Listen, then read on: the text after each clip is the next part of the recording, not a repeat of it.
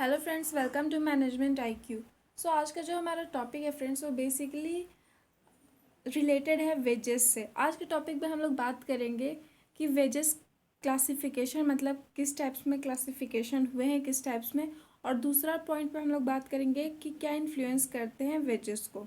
सबसे पहले स्टार्ट हम लोग करेंगे वेजेस का डिफिनेशन से। So starting up our topic with the definition of wages. तो basically friend, remuneration paid to worker जो कि इंगेज होता है काम में, डे में, वीक में, मंथ में, और usually refer to as wages. मतलब जो रोज़ के हिसाब से पे होता है पैसा, या फिर कोई मंथली पे होता है या फिर वीकली पे होता है, उसको हम लोग कहते हैं वेजेस। सैलरी एक दूसरा टर्म्स होता है, वेजेस एक दूसरा टर्म्स होता है फ्रेंड्स।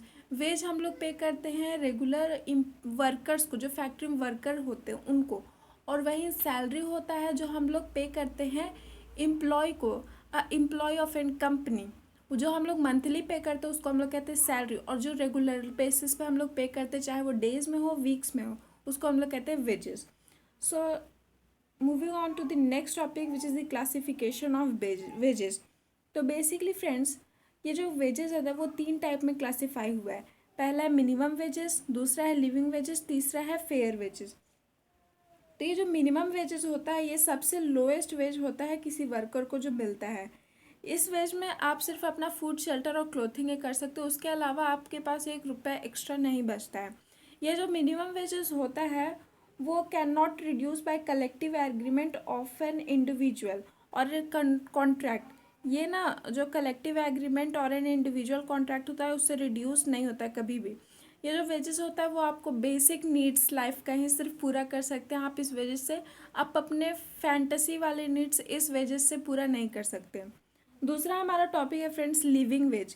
तो लिविंग वेजेस क्या होता है? तो फ्रेंड्स लिविंग वेजेस बेसिकली वो होता है ना जिसमें आप लोग फूड, क्लोथिंग, शेल्टर तो ले ही ले रहे हैं, उसके साथ साथ आप उसमें कंफर्ट, जैसे कि government education, good education to children, और some amusement, provision for sickness and old age including some major of social security, ये सब जिसमें अचीव कर ले आप, उसे हम लोग कहते हैं living wages.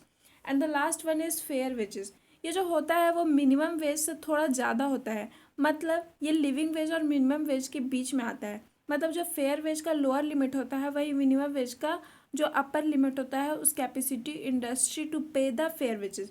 It depends on the present economic position as well as on its future prospectus. So friends, let's move on to the next topic which is the factor influence wage rate. So basically यहाँ 7 factor हैं जो wage rate को influence करते हैं। तो सबसे पहला है डिमांड एंड सप्लाई।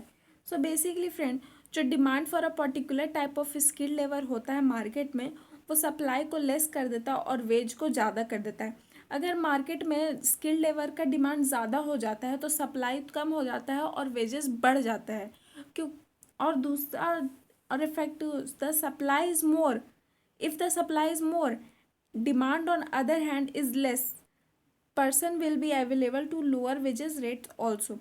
देखिए, पहला में हम लोग डिमांड एंड सप्लाई का पहला एक दो सिचुएशन इसमें होता है। पहला सिचुएशन में अगर हम लोग स्किल लेबर का डिमांड ज़्यादा कर रहे हैं तो हमारा वेजेस ज़्यादा हो जाता है। वहीं हम लोग स्किल लेबर का डिमांड कम है और हमारा प्रोडक्शन ज़्यादा है तो वेजेस हमारा कम हो जाता है। सो दूसरा हमारा पॉइंट है bargaining power of trade union. अब भाई ट्रेड यूनियन क्या होता है? तो ट्रेड यूनियन तो वो जो स्कूल में हमारे कैप्टन्स होते हैं या फिर जैसे कॉलेज में प्रेसिडेंट होते हैं, उसे ही हम फैक्ट्री में भी एक ट्रेड यूनियन होता है। मतलब जितने वर्कर होते हों उसको, वो उसका बात मानते हैं, वो सबका हेड हो जाता है, कहलाता है trade union. So trade union कभी कभी बार्गिन कर लेता है मेन मैनेजर के साथ कि अगर आप हमें इतना सैलरी नहीं दोगे तो हमारे आदमी काम नहीं करेंगे आपके फैक्ट्री में, हम लोग आंदोलन करने पे बैठ जाएंगे।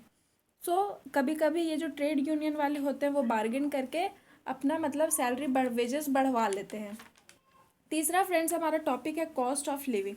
तो जो cost of living is the average amount of money that people in a particular place need in order to be able to afford basic food, housing and clothing. जो वर्कर होता है वो वेज एक्सेप्ट कर लेता है जो उनको minimum standard of living provide करता है। So the fourth one is prevailing market rate. तो ये क्या होता है? No enterprise can ignore prevailing wage rate. The wage rate paid in the industry or other concert at the same place will form a base for fixing wage rate. ठीक है। तो पाँचवा है गवर्नमेंट रेगुलेशन। तो government regulation होता है ना, कभी कभी गवर्नमेंट लेजिस्लेशन पास कर देता है for fixing minimum wages of workers. तो इस टाइप पे ना मतलब जो वेजेस होता है उसको हम लोग को गवर्नमेंट का लेजिस्लेशन के हिसाब से ऊपर नीचे करना पड़ता है। सो सिक्स्थ पॉइंट है हमारा वर्कर्स। तो वर्कर्स कैसे अफेक्ट करता है, तो बेसिकली फ्रेंड वर्कर जो होता है factor performance experience potential etcetera से इन्फ्लुएंस कर देता है वेजेस को। वर्कर जो होता है वो factors like performance experience potential etcetera also influence wages. ठीक है। तो सातवां और लास्ट पॉइंट जो हमारा कहता है वो है जॉब रिक्वायरमेंट।